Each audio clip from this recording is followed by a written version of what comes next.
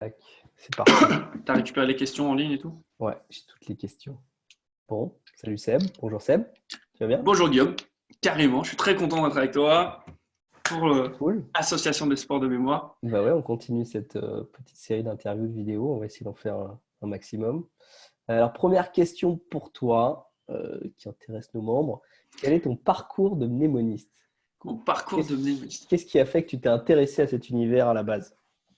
Alors, moi, ça commence en 2009. Alors, je suis élève ingénieur à l'époque. Alors, tu le sais déjà, mais moi, j'ai toujours détesté apprendre par cœur. Tout ce qui était Mhm. anglais, français, histoire, ça, j'arrivais pas à apprendre. Et pendant mes études d'ingénieur, je voulais partir à l'étranger, c'était en Inde en l'occurrence. Et pour pouvoir partir, je devais valider mon TOEIC. Et TOEIC, donc c'est un examen d'anglais. Premier test à blanc, j'ai eu 350. Donc c'est 7 sur 20, hein, c'est nul. Et ce qui s'est passé, c'est que j'ai commencé à chercher sur Internet comment apprendre à apprendre. Et c'est là où j'ai découvert qu'il y a ces championnats du monde de mémorisation. Et donc j'ai appliqué les méthodes qu'ils proposaient, ce qui m'a permis d'apprendre du vocabulaire, Mhm. avec beaucoup de travail, du coup de valider ce TOEIC. Et donc là, j'ai même eu 16 sur 20. Et ça a été un vrai déclic. Je me suis vraiment rendu compte que c'est un vrai super pouvoir d'apprendre à apprendre en maîtrisant ces méthodes de mémorisation. Et ce qui est assez marrant au début, c'est que je trouvais ça complètement bizarre, farfelu de participer à des Ouais, compétitions. Je me disais, mais ça sert à rien en fait de retenir des centaines de chiffres et tout. Du coup, d'une certaine manière, dans mon esprit, je boycottais. Je dis non, je ne veux pas y aller. ouais. Et le déclic pour dire va aux compétitions, je me rappelle, c'était un jeune. Donc après avoir été diplômé, j'ai commencé à faire du soutien scolaire et je transmettais ces méthodes. Et j'ai un élève, je me rappelle, c'est sa mère qui l'avait poussé pour qu'il vienne, pour qu'on travaille l'anglais. Et lui, il avait rien à foutre, rien à faire de ça. Et, euh, et là, j'ai eu ce déclic, je me dis, mais comment je pourrais l'inspirer à être encore plus, à mettre en pratique. Et c'est là où je me suis dit, ben, sois intègre et pratique. Et c'est là où je me suis connecté, j'ai regardé la première compétition qu'il y avait. Mhm. C'était à Londres. Je crois qu'on était 3 ou 4 mois à l'avance. Je crois que j'étais le premier inscrit, je pense, à la compétition. Et ça C'était quand ça? m'a, en 2014, c'était en D'accord. août. Et en fait, ça a été un vrai déclic, cette compétition, parce que j'ai vu des gens qui prenaient cette activité comme un sport, hein, ils s'entraînaient vraiment. Et donc là, j'ai eu ce déclic comme quoi c'était un sport.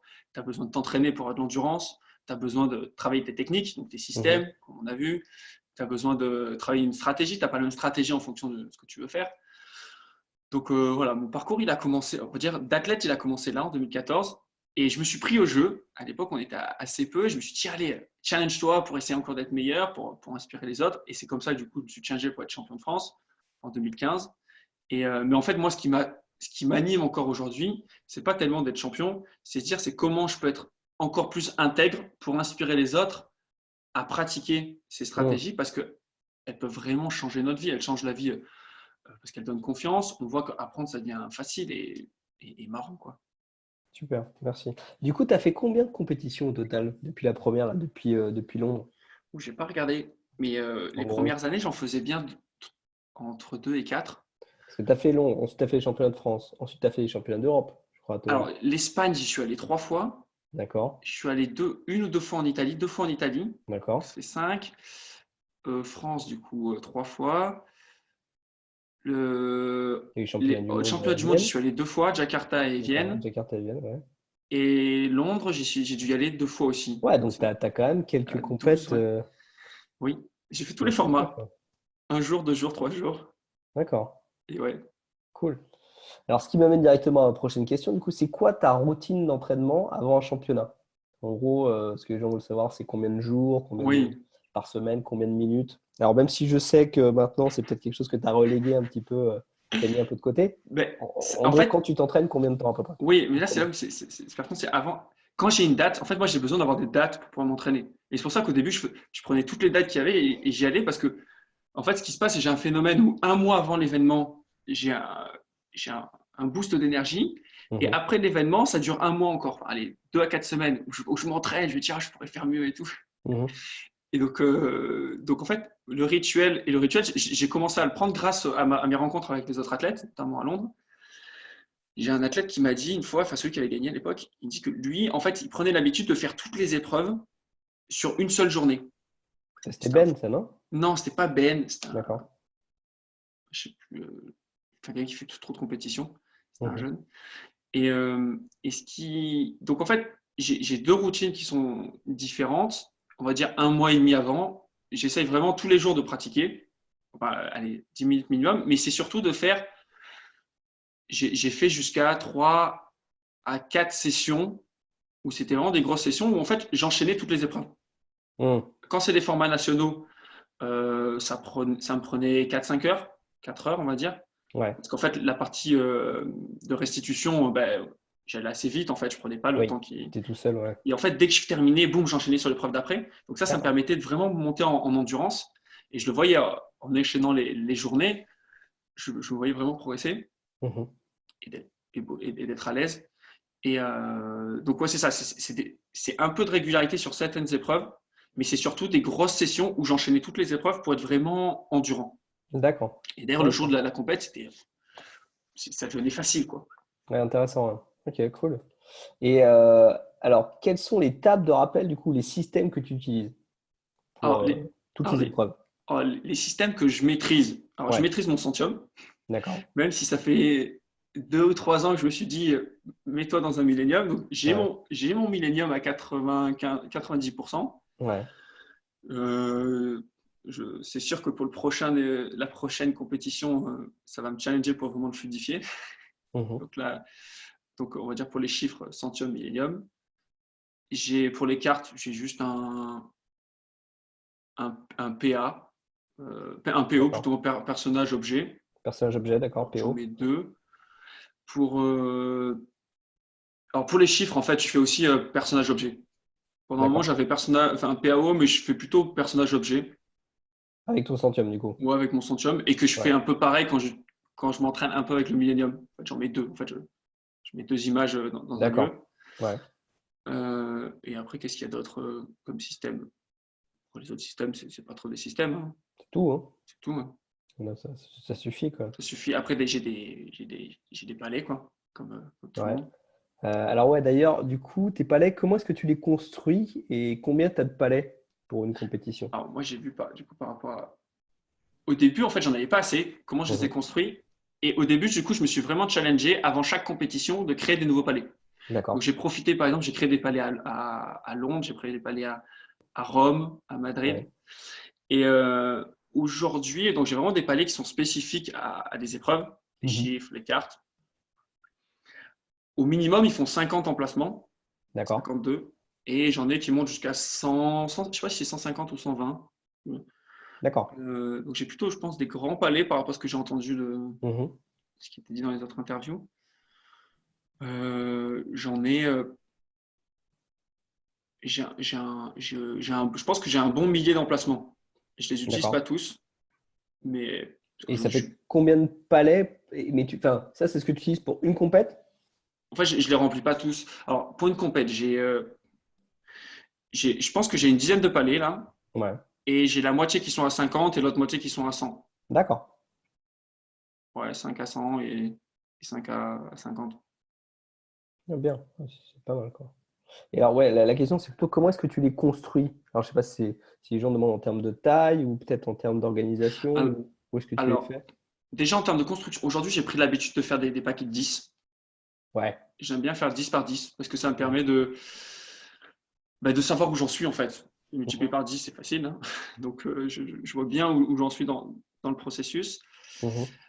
Et après, comment je les construis concrètement, au début, je prenais vraiment des lieux que je connaissais et donc je pouvais les construire même sans aller dans le lieu. Mais maintenant, Mhm. ce que je fais, c'est que je me dis, bah, tiens, là, je vais créer un palais. Et du coup, je me balade dans une ville où je prends par exemple à Rome, là, quand j'ai fait mon palais à Rome, Mhm. euh, je suis parti de l'hôtel où j'étais et je dis, Mhm. allez, j'en prends 10. Donc là, il y avait un endroit où j'avais pris mon petit déj, donc j'ai pris dans cette pièce 10 emplacements. Je les compte en fait, je les compte, je les regarde, je les compte. Après, je ferme les yeux et je les refais dans ma tête. Et après, je continue ma route et je prends un autre, j'enchaîne 10. Et dès que j'ai fini les 10, je ferme les yeux, je les refais dans ma tête depuis le début. Et ça me permet à la fin, quand d'en avoir 100 facilement, quoi. Yes. Est-ce que tu les notes, tes palais, ou pas? Non. Pas besoin. Surtout parce que après, je les entraîne. Tu les testes Mais par direct. contre, c'est vrai que j'ai certains palais que j'ai créés que j'ai pas pratiqués et qu'aujourd'hui, je les ai plus. Mhm. D'accord. Mais où j'étais bluffé, c'est que c'était, je sais plus, en 2018, je crois, quand je suis allé à Jakarta pour des championnats. J'ai fait donc les championnats et après, quasiment toute l'année, j'ai pas fait de compète et je me suis réentraîné pour Vienne, les 2 mois avant. Mhm. J'avais pas touché mes palais et ils sont tous revenus parce que ça faisait plusieurs années que je les avais. Et c'est assez jouissif de dire waouh, c'est resté. Ouais, tout à fait, ouais. Tu as toujours la capacité de stockage. Cool. Alors, à ton avis, du coup, pourquoi est-ce que ces méthodes sont pas, du coup, enseignées ou connues du grand public? Elles sont pas enseignées. Alors, il y a un aspect historique, je pense, où ça s'est perdu dans la Mhm. transmission. Et je pense qu'une des vraies raisons aussi, c'est une notion de croyance. Pendant longtemps, on a pensé, et il y en a beaucoup qui pensent encore, qu'on ne peut pas entraîner sa mémoire. D'ailleurs, il y a Mhm. beaucoup une citation, les gens disent toi, tu as une bonne mémoire, tu as de la chance, toi, tu as une mauvaise mémoire, tu n'as pas de chance. Mhm. Donc, à partir du moment où tu penses que ce n'est pas possible de le faire, tu ne fais pas. Ça fait penser à cette analogie, je crois que c'est Bertrand Piccard qui disait ça, le Ouais. navigateur, l'explorateur là, qui fait Solar Impulse. Euh, en fait, que l'aviation, ça a pris son envol au 1900. Mhm. Et en fait, avec des technologies qui existaient depuis de nombreuses années. Mais c'est juste pendant très longtemps, il y avait ce dogme, c'est le ciel, ça appartient au divin, et donc Mhm. les humains n'ont pas leur place, quoi. Et le jour où il y a des humains qui ont dit non, on peut aussi y aller, ben, boum, ça a été une révolution. Ouais. Et j'ai l'impression que c'est un peu ça aussi, c'est qu'il y a ce dogme comme quoi la mémoire, en fait, c'est comme ça, on ne peut pas la travailler, et donc Mhm. personne ne se met à chercher dans ce domaine-là. C'est un peu comme les limites de performance, des fois, on voit en compète où Oui, pendant très longtemps, on disait voilà, on mémorisera jamais un paquet de cartes en dessous de 2 minutes. Pendant très longtemps, ça a été bloqué à 2 minutes. Puis après, en fait, c'est passé à 1 minute. Et après, on a dit ouais, mais en dessous d'1 minute, c'est pas possible. Puis on est passé à 30 secondes. Et puis après, en dessous de 30 secondes, on a dit c'est impossible. Et là, on est presque à 10 secondes. Et il y a forcément quelqu'un qui va casser la limite des 10 secondes un jour. et ouais, il y a beaucoup cette analogie qui est donnée. Je sais plus, en course à pied, il y avait une référence de 1 mile en 5 minutes. Enfin, je sais Ah plus oui, le. Et un jour, il y a un athlète, en poum, 4 minutes. Ouais, ouais. Le mile en 4 minutes, ou je sais plus. qui l'a Ouais. passé. Et dans les 6 mois qui sont passés, ben, il y a 5 ou 10 athlètes qui ont battu ce cap psychologique. Donc, pour moi, c'est une des grosses barrières, en fait. Et Hmm. après, la deuxième, c'est l'inertie, en fait, au changement qu'a nos systèmes. Hein. On voit l'éducation nationale, c'est 1 million de personnes qui travaillent. Donc, Ouais, forcément, c'est pas en claquant des c'est une doigts grosse machine. que ça va changer. Mais c'est en cours. Nous, on le voit avec les Tout à formations fait. Cool. qu'on donne, que ça bouge, quoi. J'ai une question un peu peut-être difficile pour toi. Du coup, c'est quoi ton livre préféré sur la mémoire? Hey, mon livre. Alors, il y a préféré et déclic. Le premier déclic, pour être Ouais. honnête, c'est vraiment c'est Tony Buzan, D'accord. Une tête bien faite. Hmm. Et après, j'ai acheté toute sa panoplie de Qui est livres. super vieux quand même, parce que c'est un bouquin qui date des années 70, la première édition. Il a Et en été fait, réédité il des a que dizaines de fois. réédité ou il a changé des images, en fait. Il était très bon pour ça, en fait. Tous les 2 ans, il refaisait de Mais nouvelles parce que ça marchait, couvertures. parce que ça se vendait aussi. C'était génial. Du coup, j'ai acheté tous ces livres jusqu'à booster sa mémoire. Mais enfin, Ouais. certains livres, en fait, pour essayer de trouver des pépites, j'ai même, moi, celui que j'ai eu. Donc voilà, ça c'était vraiment le premier déclic. Après, j'ai acheté tous les livres. J'ai même acheté des livres quand j'étais en Inde d'Indiens qui parlaient du sujet. D'accord. Mais un livre qui m'a vraiment, on va dire, touché par sa vraie différence, c'était Ed Cook. Il a Hmm. écrit un livre, celui qui a fondé Memrise, où en fait c'était juste 4 listes qu'il faisait. Et en fait, c'était 4 grosses histoires. Et en fait, il donnait des exemples de d'exemples comment tu transformes Ouais. des contenus en quelque chose de digeste. Et ça m'avait beaucoup plu. Donc, Ed et Cook, c'est un peu ouais. comme ça en fait que j'ai créé aussi des livres. Après, du coup, forcément, j'aime beaucoup les livres. Il y a un autre livre aussi que j'ai envie de dire que je surkiffe, c'est la BD que j'ai coécrit avec Mathieu. Mhm. Ce que je trouve assez incroyable, Mémoire de roi, ah ouais. ouais, ce que je trouve assez incroyable dans ce livre, c'est que comme il a énormément apporté et moi j'ai apporté mon expertise, en fait, j'ai même l'impression des fois que c'est pas mon livre. Parce que avec cette Hmm. notion, tu vois, du 1 + 1, ça fait 3. Quand tu as une bonne synergie avec quelqu'un, quand je vois ce livre, je me dis waouh, on a construit ça à deux face à. Je me dis si j'avais eu ça dans les mains avant, ça aurait été juste incroyable. Bah, c'est un bon média quand même, la bande dessinée, et je trouve que ça parle énormément. Et moi, mes enfants le lisent des fois, et ils aiment bien. Ils me disent, ah, et puis même, ça leur rappelle des trucs. Ils font, ah, mais oui, ça les fait rigoler en fait, mais ils aiment bien le lire. Ils trouvent le dessin est quand même assez magnifique. Cool. Alors, du coup, si, c'est quoi ton épreuve préférée et peut-être celle que tu détestes? Alors, bah, Ma favorite, c'est les images. Hein. Je crois qu'il n'y a pas de secret pour grand monde. Pourquoi? Parce que, en fait, moi, j'aime bien les épreuves sans système. Où en fait, ça Ouais. demande juste des associations rapides. Donc ça, j'aime bien parce que je pense qu'au final, dans les formations que je donne ou dans mon quotidien, j'utilise beaucoup cette méthode. Donc en fait, Mhm. je m'entraîne sur cette méthodologie tous les jours. Et c'est pour ça que à cette épreuve, je suis assez bon. Et d'ailleurs, si je m'entraînais quand même plus Bah, sérieusement t'as eu un record du monde quand même à de une époque, non? France, ouais, d'Europe, je crois que j'ai eu un record d'Europe à Je un moment sais donné. plus. Mais, mais en fait, ouais, si je m'entraînais vraiment plus sérieusement, c'est sûr que, ouais, je pense que les 400, ils sont largement accessibles. Enfin, D'accord. et, Et, et et alors, après, d'ailleurs, c'est une question qu'il y avait, c'est comment t'es-tu entraîné et comment tu t'entraînes pour l'épreuve des images, spécifiquement? les profs, je m'entraînais à l'époque, c'était sur MemoCamp parce qu'il était que Ouais. là-bas. Maintenant, je crois qu'il est sur, je sais pas s'il est sur IAM, là, le site. Si, oui, si aussi. Ouais, donc là, en fait, je fais des rushs en fait d'images. Mhm. Et ce qui est important, et ça c'est Sylvain qui m'a vraiment refocalisé sur ça, c'est analyser ses erreurs, quoi. Et en fait, je regarde les erreurs que j'ai Mhm. faites et j'essaie de me dire, ok, pourquoi je me suis trompé? Ah oui, c'est ça. Et du coup, trouver, on va dire, la réponse. Dire qu'est-ce que j'aurais dû faire pour que ça marche. Et ce qui se passe, c'est que le lendemain, quand je me rentraîne sur l'épreuve, si j'ai à nouveau cette image ou cette astuce où je me suis trompé, ben, à force de correction, ben, ça fluidifie en Mhm. fait l'association et ben, ça gagne un temps Ça marche, ouais. précieux. Et juste pour préciser quand même, donc, parce que je sais qu'il y en a qui utilisent un palette et tout, toi, ce Mm. que tu fais, c'est sur les 5 images, Les tu en 4 mémorises premières, 4. c'est Et, ça. et c'est quoi ton processus? Vas-y, genre, je te donne Je 4 fais, images, qu'est-ce que tu fais? je fais une histoire en fait avec les 4. D'accord, tu Et je connectes la première prends, à la deuxième à la ouais, et ça fait une mini histoire. Et des fois, c'est parce que c'est un objet que je vois sur l'image, mais des fois c'est parce qu'il y a une couleur dominante qui est le vert, et du coup, je pense à un pois chiche, un pois chiche, un petit pois, et je fais un truc avec le petit pois, quoi. Mais j'essaye d'apprendre vraiment le premier truc qui me vient. Parce qu'en fait, le gros avantage, et parce que c'est la seule épreuve qui est comme ça, c'est que la correction est en mode reconnaissance. C'est un peu comme un Mhm. QCM. Tu as besoin de remettre dans le bon sens. Et donc en fait, l'image va revenir parce que tu as tous les indices de l'image qui fait que ça revient. Il n'y a pas Mhm. besoin de révision, il y a juste besoin d'aller vite et de faire confiance. D'accord.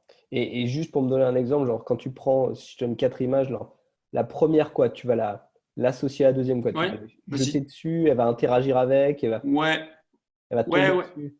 Bah, souvent, la première, j'essaie que ce soit un bonhomme, Ouais, enfin, quelque chose qui fait une action, même si c'est un objet, ben, il devient un bonhomme. d'accord. Il prend l'objet d'après, j'essaie de le lancer. Ouais, Et souvent, il y a des choses qui volent aussi. ouais. Euh, et et, et, et j'essaye du coup, ça vient, du coup, quand tu m'en parles, ça me revient. Quand il y a des choses qui volent, j'essaye d'avoir par exemple, il y a des ailes, en fait, il y a des objets qui reviennent, en fait, qui sont Mhm. associés Les à formes, qui sont associés à, un peu comme un PAO, en fait. Un, d'accord. la forme me fait, par exemple, il y a un oiseau, et si l'oiseau il est en deuxième position, eh ben, je mets des ailes au petit pois qui est en première position, Ah ouais, d'une certaine d'accord. manière. J'essaie de faire des choses comme ça. Et du coup, Ok. le petit pois, il vole, et je sais du coup que c'est un oiseau, celui d'après, et s'il y a un mur, ben, il scratch dans un mur, et le mur, il tombe sur, je sais pas s'il y a quoi, Sur une voiture. c'est Oui, une voiture derrière, elle tombe sur la voiture, quoi. d'accord. Ok, cool. Enfin, c'est bien parce que des fois, de savoir exactement où dans le détail, c'est Mais ouais, intéressant. mais c'est vrai que ça pourrait être pertinent de faire un petit, Ouais. que je fasse un rush et je dis ce qui se passe dans ma tête. Je Ou en pense qu'on pourrait, commentaire. Ouais, ouais, ouais, des fois. on pourrait faire des Et, choses. et Johannes, il fait ça des fois un peu sur Twitch, là, donc ça pourrait être sympa, ça. Ouais. Euh, Et la détester, c'est ouais, clairement ça qui. Enfin, ouais. ça sert à rien, c'est les binaires, quoi. Ah ouais? Ouais. Ah tiens, Enfin, pas en fait, il n'y a évident. tellement aucun intérêt que je m'entraîne pas. C'est juste. D'accord. Non, mais c'est l'épreuve la plus geek, en fait, qui existe. Hein. Enfin, Peut-être, ouais, ouais, crois, c'est quoi. vrai. Moi, ça tenait qu'à moi, elle serait plus là, hein, cette épreuve. Hein. Ça fait beaucoup de Clairement. chiffres après. Ouais. Mais oui. Est-ce que tu as des objectifs pour les futures compétitions, du coup? Maîtriser mon millénium, Ouais. que ça soit fluide. Aujourd'hui, je le vois que je le maîtrise dans le sens où quand je vois des voitures avec les plaques minéralogiques, j'ai mes images qui viennent. Mhm. Et donc là, j'ai une sorte de satisfaction, ça met moins d'une seconde, tu vois, je regarde, je fais, ah tiens, canard, machin qui vient. Mhm. Euh, mais mais d'avoir ouais, ça en compète de manière fluide, ce serait un vrai objectif. Et les visages, un truc utile, ça serait d'avoir un vrai score sur des visages. D'accord. Voilà, en 5 minutes, d'avoir 50, ça pourrait être bien. C'est pas mal, hein. T'as 60, toi, non? Je crois, mon objectif c'était 80, mais j'y suis pas encore. Ouais, d'accord. Donc, petits objectifs perso pour Mais les. ça serait bien que je me les note. En fait, je me les ai pas notés. Faut les noter en fait. Faut les noter, même Ouais. pour soi, tu vois. Mais après, bon, sur MemoCamp et en live, c'est pas pareil. Mais aussi, un objectif, ça serait de ramener aussi plus d'élèves ouais, d'élèves, c'est Alors, ça. j'y viens, j'y viens. Ok. Est-ce que tu as des conseils pour les gens qui veulent faire des compétitions, qui n'ont jamais fait de compète? Bah, déjà, c'est adhérer à la SL. C'est venez voir, en fait. Mais pour moi, la meilleure formation, c'est de venir en compète. Moi, je sais que Hmm, j'ai commencé vraiment à m'entraîner après avoir vécu une compétition. hmm. Parce qu'on Tester, quoi. testait. Du coup, c'est créer un palais, c'est tester avec un centium, mais pas attendre d'être prêt. C'est venir. Là, on est en train de mettre en place des exemples pour s'entraîner avec l'association. Donc, je pense, pour moi, le premier conseil, c'est tu te lances sur Memory League, là, tu testes des épreuves, tu vois que tu n'es pas très bon au début, mais que tu progresses. Et après, tu viens à une épreuve, tu viens à un rassemblement, comme ça, tu vois que c'est des gens normaux, comme Hmm. toi et moi, enfin, qui sont dans ces compètes, et ça donne envie de s'entraîner. Voilà. Cool. Merci. Je pense qu'ils vont apprécier. Alors, là, j'ai une question, c'est peut-être plus pour toi, Sébastien. OK.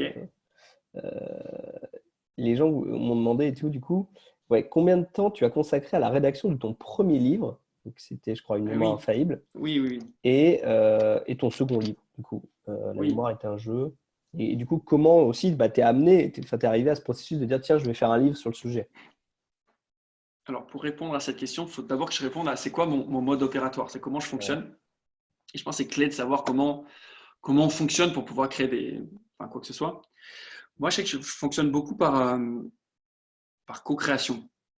J'ai tendance à être un vrai entrepreneur, en fait. Moi, quand il y a un problème, je me mets en mouvement et j'essaie de trouver des solutions. Et c'est pour ça que je me suis mis à des compétitions de mémoire, pour moi à la base, par rapport au TOEIC. Et après, j'ai été conscient, à force de faire ces formations, qu'il y avait un vrai besoin, qu'il y avait besoin d'écrire un livre. Enfin, d'écrire des ouvrages, on va dire, de diffuser en fait, cette information. Mais, euh, mais pour être honnête, moi, je suis très bon en formation pour transporter les gens d'un point A à un point B, pour leur faire prendre conscience enfin, de prendre du bon temps. Mhm. Mais c'est pas mon excellence d'écrire des livres, parce que un livre, il y a des méthodes d'écriture pour que quand tu commences à lire, tu arrives jusqu'à la fin. Mhm. Et en fait, du coup, j'attends d'être en contact de gens qui sont brillants dans leur domaine. Et c'est à ce moment. Et en fait, j'ai une maison d'édition qui m'a contacté. C'était en 2014, je crois. Mhm. Ouais. Premier Et parallèle? ouais, premier parallèle. Et c'est Amélie. En fait, je me rappelle très bien. Et la fondatrice qui m'a dit voilà, on traduit un livre danois sur le sujet. On cherche quelqu'un qui peut porter le livre, qui fasse la préface. Donc je lui ai dit bah, donne-moi le livre pour voir si je suis d'accord avec les valeurs. Et du coup, après, j'ai dit OK. Mhm. Et en fait, après le succès en fait, de l'engouement de ce livre, parce que eux, c'était leur deuxième livre en fait, qu'ils publiaient, D'accord. ils se sont dit, mais il faudrait que tu écrives un livre toi aussi. Et moi, j'ai dit, OK, mais par contre, moi, j'ai plein de connaissances, mais j'ai envie de l'écrire avec quelqu'un. Enfin, je ne vais pas l'écrire tout seul. Ça va prendre Mhm. des années sinon. Du coup, je l'ai coécrit en fait, avec Amélie. Son nom de plume, c'est Elisa Wenger, vous verrez sur le livre. Mhm. Et donc, pour dire combien de temps ça m'a pris, dans les faits, ça nous a pris physiquement moins d'un an, je pense 6 mois. Ouais. Mais techniquement, c'est depuis 2009 en fait que je commence à l'écrire Mhm. ce livre. En fait, à force de transmettre ces méthodes, en fait, c'est plus je transmets, plus je comprends les principes, et ce qui m'a permis d'aboutir à quelque chose d'assez simple. Mhm. Et en fait, c'est la grande force de ce livre. C'est pour ça qu'il a été vendu et qu'il a été mis en poche. Je Mhm. pense qu'on est à plus de, je vais pas les derniers chiffres, mais je pense qu'on est à pas loin de 80 000 exemplaires. Ouais, c'est pas mal. En France, c'est pas mal. Oui, surtout qu'en Ouais. France, quand tu sais que quand les gens vendent 2000 livres, ils sont très contents. Ouais. Surtout sur un sujet comme ça, qui est pas non plus. Ouais. Ouais, moi, tous mes amis formateurs qui écrivent des livres, quand ils en vendent 2000, ils sont au taquet, quoi. Mhm. Donc voilà, enfin, les deux formats cumulés, on doit être à 80. Je ne sais plus pourquoi je te parle de ça. Oui, donc la vraie force de ce livre que je vois, c'est qu'à la fois, il y a des méthodes qui sont simples, mais à la fois Mhm. aussi, il y a une plume d'écriture qui donne envie quand tu commences à lire. Il y a des anecdotes, il y a des trucs très Ouais. sympas.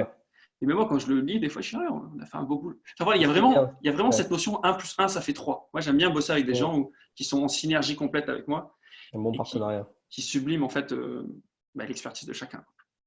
Yes. Et après, ça a été le même procès. Alors, le deuxième livre, il arrivait un peu plus vite, dans le Ouais. sens où le premier livre est sorti en avril, bon, ouais, avril, et en fait, en juillet, je crois qu'on a eu des propositions de rachat de droits en poche.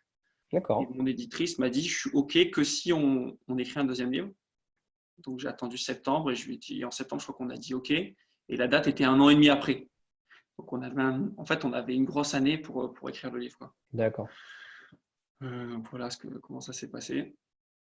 Ok. Il y a un autre livre qui arrive Et bientôt ou après, il y pas? a la BD qui est sortie. Et donc là, il est sorti assez Ouais. rapidement parce qu'en fait, c'est une adaptation du livre 1. Donc, on va dire, moi, ça a pris, on va dire, 3 mois pour la trame.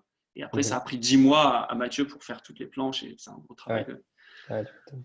Et là, il y en a, ouais, il y en a un autre en septembre. Je t'en D'accord. dirai plus. Yes. Ça roule. Qu'est-ce qu'on va me poser comme question aussi? On m'a demandé, enfin, là, moi je le sais un petit peu, mais quelles sont les méthodes que tu apprends à tes élèves et quelles sont les applications concrètes pour eux? Alors, déjà, savoir nos élèves, c'est qui? Je pense qu'on bah, là, enfin, on sait que tu es formateur et ça, toi, c'est ton métier. Tu fais de la Oui, formation aussi sur l'apprentissage et tout. oui, En fait, la question, je pense, c'est les gens veulent savoir qu'est-ce que tu leur apprends comme technique, oui. en gros, comme méthode, et pourquoi, pour quel type d'usage ils l'utilisent. Alors, déjà, il y a plusieurs types de méthodes.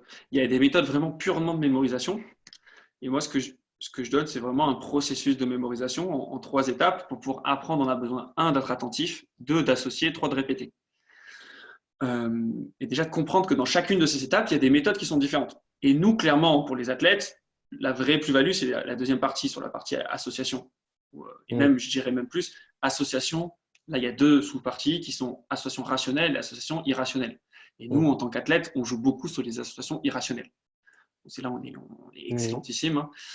On est très musclé. Donc en fait, la partie athlète est vraiment un tiers, un quart de ce qu'on transmet, même si ça s'infuse beaucoup. Et du coup, les cas d'usage, eux, qu'ils vont avoir, c'est comment je retiens du vocabulaire dans une langue, comment j'apprends des discours sans notes, des listes. Par exemple, des jeunes qui font médecine, tout Mm. ce qui est liste, cycle, du vocabulaire médical, des formules de chimie. Euh, Il y a. En fait, ça peut être. Et après, c'est aussi comment tu fais pour t'organiser pour réviser. Mhm. Comment tu fais pour être concrètement attentif quand tu bosses et pas regarder les mouches. Souvent, Mm. on n'est pas focalisé. Et après, comment tu fais des fiches efficaces. Donc, en général, je le résume, c'est à chaque fois qu'il y a un acte d'apprentissage, à chaque fois qu'il y a un problème d'apprentissage, nous, notre vraie spécialité, c'est qu'on met en place une stratégie, une Mm. méthode, et quand on ne la suit pas à pas, eh ben, on arrive au bon résultat. Yes. Et ces méthodes sont issues à la fois des athlètes, mais aussi il y a de la pédagogie, il y a à la fois de la com, il y a à la fois des mondes d'ingénieurs. En fait, c'est un mélange de méthodes qui ne sont pas que d'athlètes, même si aujourd'hui je suis très connu parce que j'ai été champion de France et Mhm. je suis plus connu sur cette partie-là, mais je pense que la vraie force et la vraie force de la méthode aujourd'hui, c'est qu'elle mélange en fait des outils de plein d'univers. Mm. Et ça marche. Ça marche Et bien. ça marche. Et toi, du coup, au quotidien, ça c'est une autre question, est-ce que, enfin, ou dans la vie de tous les jours, ouais, est-ce que tu utilises ces capacités-là? Parce que tu vois, tout à l'heure, tu parlais Oui, des plaques minéralogiques, mais est-ce que ça t'arrive d'utiliser tes systèmes dans la vie de tous les jours? ouais, complètement. Ce qui se passe dans la vie de tous les jours, c'est surtout quand j'ai envie d'apprendre, je sais comment le faire. Souvent, les gens qui me disent, mais est-ce que du coup, tu fais pas ça tout le temps et ça te fatigue pas? En fait, c'est comme quand tu apprends à courir. Quand tu apprends à courir ou quand tu apprends à lire. L'analogie, elle est parfaite pour apprendre à lire. Quand tu as appris à lire, tu sais lire. Mais quand tu vois un livre comme ça et que tu n'as pas envie de lire, bah, tu ne lis pas. Mm. C'est exactement pareil pour les techniques de mémorisation. C'est que quand j'ai besoin de retenir quelque chose, ben, je mets en place les processus pour que ça rentre. Et quand ça ne rentre pas, ben, je reparcours et je dis mince, c'est où que ça a péché. Et du coup, Mhm. je corrige. Mais quand j'ai pas envie, je le fais pas. Et tu as des exemples concrets Exemple dans... concret, les Ouais, visages et les noms, retenir des discours, ouais. quand je dois apprendre du vocabulaire.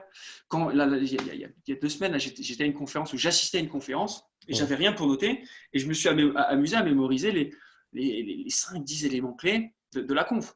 Mm. J'ai pris la salle, j'ai fait un mini palais et en sortant de là, j'avais les éléments clés.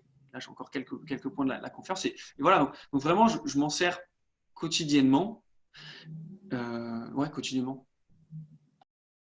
Cool. Les billets de train, ça c'est le truc tout bête, hein, quand on est formateur, qu'on est La liste toujours de dans le courses, train. tu le fais ou pas? Liste de courses, agenda Je mental un petit prends peu? assez peu les courses, mais, Ah, tu fais pas les courses. Tu vas bref, les courses. mais oui, un peu, mais c'est tellement, enfin, Ouais, c'est basique, quoi. c'est tellement basique que j'en parle même pas parce que D'accord. Alors, il y avait une question qui était sympa aussi, c'était de dire, ouais, devenir champion de France, qu'est-ce que ça a changé pour toi? Ça a changé pas mal de choses quand même. alors, ça a changé. Alors, il y a deux changements. Il y a un changement où, du coup, euh, en termes de statut, on va dire, les Mhm. gens, ils te mettent beaucoup plus la pression, tu vois, ils te disent, mais toi, tu dois te retenir de tout. Enfin, à chaque fois, j'ai une Ouais. discussion avec quelqu'un et d'un coup, il te dit, tiens, c'était quoi ça? Et t'étais pas attentif et en fait, on n'avait rien à faire. Il dit, ouais, mais donc ça m'a vrai. Enfin, du coup, c'est un peu plus. Voilà, dans la vie de toujours, c'est bon, c'est marrant, quoi. Mhm. Mais moi, je pense que ça où ça m'a plus apporté, c'est dans ma partie pro, où, et aussi parce que du coup, mon éditrice en a beaucoup joué, enfin, on a beaucoup communiqué là-dessus. Mhm. Ça donne une sorte de légitimité, mais qui au final, je suis pas. Enfin, c'est là où j'ai trouvé ça bizarre, c'est qu'il y avait pas, pour moi, il n'y avait pas d'avant-après. Je, Mhm. je continue, enfin, je continue à entraîner, je suis toujours la même personne.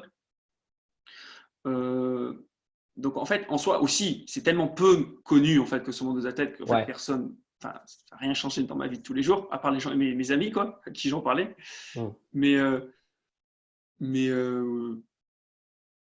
ouais, moi ça m'a apporté, on va dire, dans ma partie business, et en fait, je trouve moi ce que ça m'a apporté, c'est la partie légitimité Ouais. et inspirationnelle pour mes élèves. Quand Et ils disaient oui, vous pouvez le faire. est-ce que ça te motive plus du coup aussi de t'impliquer genre dans le sport ou dans l'association? Ouais, ça me donne une Peut-être sorte un petit peu de, quand même ça me donne aussi une sorte de, de de quoi? De responsabilité? responsabilité, voilà. Ouais. Grand pouvoir, grande responsabilité. Mais là, c'est pas un grand pouvoir, mais c'est ouais, c'est dire voilà, comment je peux utiliser ça pour le transmettre. Ça m'a fait penser à une fois, j'avais cité une conférence d'un athlète, c'était un non-dit athlète, qui avait fait au JO. C'était porte-parole JO, je crois que c'était à Pékin, je sais plus. Et il expliquait qu'il avait utilisé, on va dire, parce qu'il avait un coup de projecteur énorme en fait pendant les JO, toutes les télés lui demandaient parce que c'était porte-parole.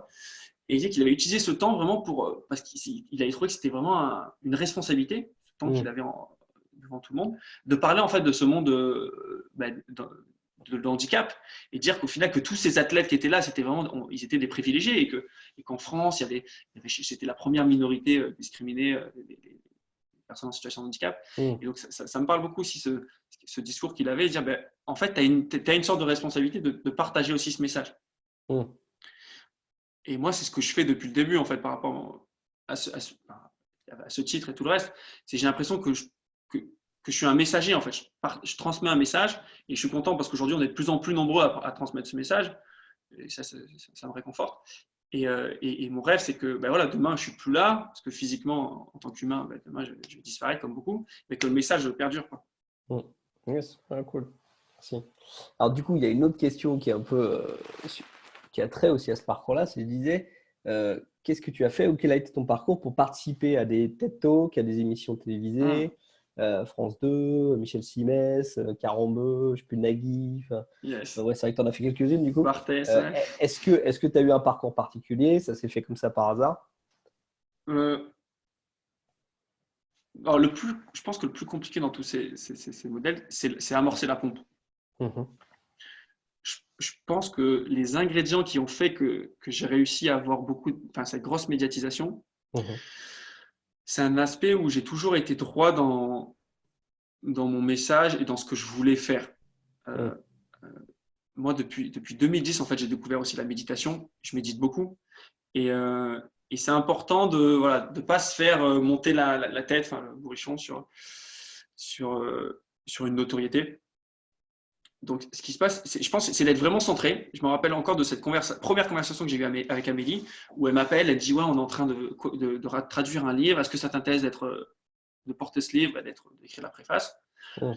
Et elle m'en a reparlé il n'y a pas longtemps. Et la première chose que je lui ai dit, peut-être, j'ai besoin de savoir si le message du livre il est aligné avec le message que je porte aujourd'hui. Je dis Mhm. aujourd'hui, on est tous des génies de la mémoire. C'est une question de méthode et d'entraînement. Alors qu'il y avait beaucoup Mm. de show, comme il y a eu un moment, c'était les extraordinaires, là. Comment ça s'appelait Ouais. ce truc-là? Ouais, extraordinaire, où ils m'ont contacté 2-3 fois pour les 2-3 saisons. Mm. Même les dernières saisons, comme je commençais à être connu, ils m'ont proposé un cachet, tu vois. Ils Ah ouais, m'ont d'accord. proposé 2000 balles. C'était Ouais. pas énorme, mais quand même, tu vois, surtout qu'ils m'ont proposé ça à personne, a priori. Ouais. Et à chaque fois, j'ai refusé parce que le message de l'émission, c'était, vous voyez, il y a des gens qui sont Il y a des gens qui sont incroyables incroyables, il y a des génies. Ouais. et il y a les autres, quoi. Et Mm. voilà. Et le fait d'être centré depuis le début sur mon message et sur ce que j'ai envie de porter, ben, ça a attiré, en fait, les gens ont vu qu'en fait j'étais intègre et ça leur a donné envie de se rapprocher de moi, je pense. Mm. Et après, j'ai fait des premières émissions. La première grosse émission, après du coup, ce qui a amorcé, c'est ma maison d'édition, c'est l'attaché de presse, quoi. Première, il y avait Sophie dans l'équipe avec Amélie, qui a fait un boulot de dingue, ancienne journaliste, et Ouais. elle m'a fait inviter sur tous les plateaux. Le premier plateau que j'ai fait, gros plateau, c'était Élise Lucet, les 5 dernières minutes du JT de 13h, France 2. Mhm. Enfin, tu vois, quand j'ai appris à faire ça, elle m'a envoyé, et mes parents, ils ont regardé du coup, et il y avait, je sais plus qui c'est qu'il y avait comme chanteur connu, tu vois, il y avait que des gens hyper connus qui passaient à ces 5 minutes. Ouais, et moi, j'y suis allé de manière assez décomplexée. Mm. Ça s'est bien vu en fait que j'étais à l'aise et passionné par ce que je Mm. faisais. Et donc, ça a donné envie à d'autres à m'inviter. Voilà. Je ne sais pas si j'ai Ouais, non, puis c'est vrai répondu. que tu es à l'aise, tu es authentique, je pense que Ouais, ça plaît pas mal. l'authenticité, Mm. le fait d'être porté par un message, Ouais, en fait, d'enlever cet ego. pas bête de Même, foire, quoi.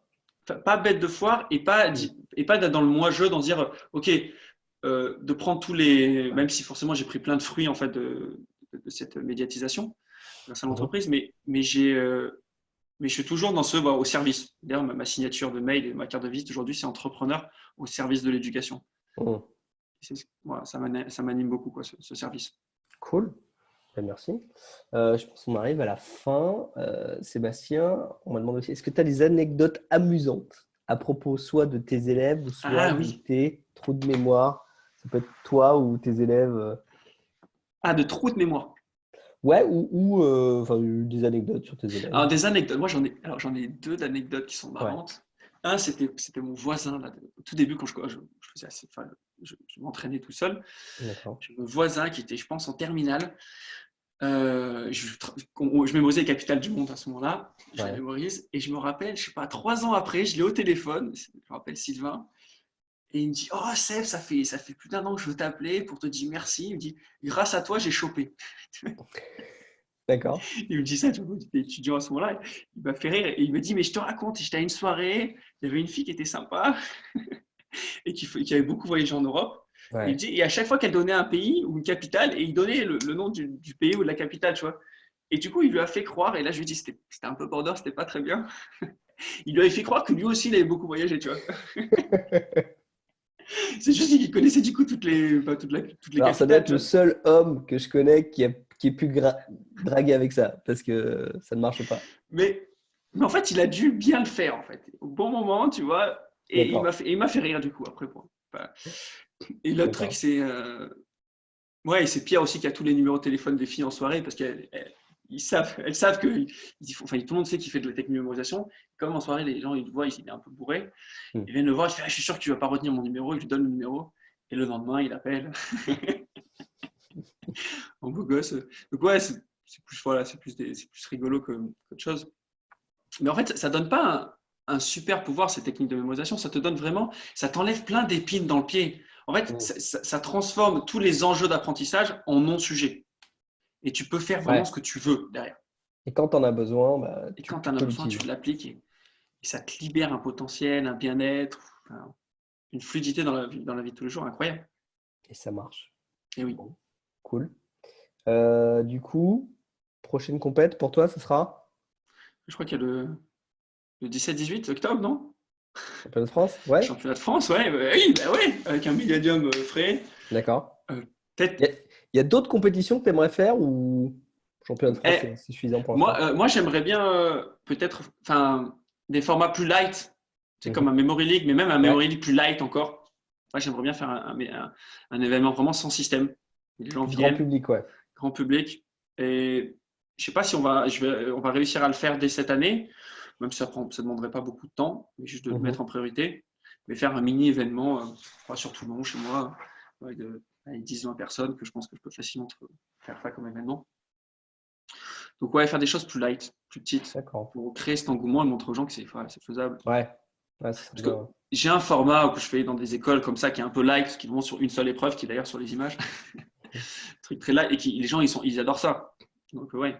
Non, parce qu'une petite épreuve, enfin, ou une petite compétition sur les images, les visages et les noms, et après, il faut réfléchir peut-être Peut-être les des mots. mots. Mes mots, tu fais une histoire, ça marche, tu vois. Pas besoin Faisable, de hein. parler. Ça peut intéresser du monde, et puis c'est assez pratique, et puis c'est pas trop rébarbatif, ouais, C'est ça. on peut le faire. Cool.